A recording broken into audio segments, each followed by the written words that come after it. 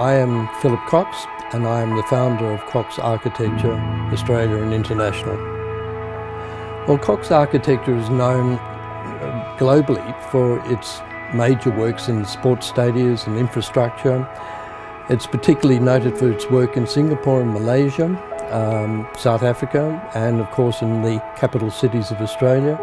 And the idea of the Conservatory came quite early in the piece of how to create an architecture that was different to the architecture that was being produced for the international market. Our philosophy is very much based upon an organic viewpoint of the world. I think we design with nature and for nature. We're very mindful of sustainability and to use materials properly within a spatial sense. Architecture is really an internalized sculpture, and the real feel of architecture is walking through space and realizing space as a consecutive experience.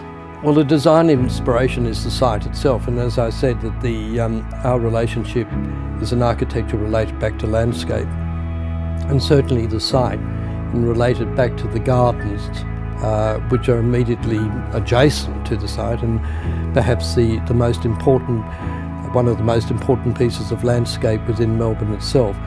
The idea of the conservatory being the protected outdoor environment became very much the inspiration, that people could go out instead of going out on a windy and cold balcony, that it would be more like a conservatory where you're protected but still being a part of nature with it. So that idea developed into a more crystalline form with the architecture itself.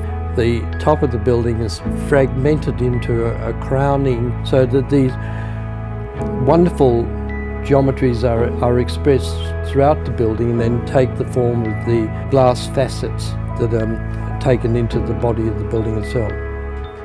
The wonderful thing is the views that they're going to get over the gardens or over the city itself, the quality of light that they're going to get into their apartments. They're flooded with sunlight. It's the transparency of the development of the plan itself, that we've modulated the interiors in such a way that they appear 3 times bigger than they really are. I suppose in the manipulation of the space and the way in which the space is continuous rather than segmented.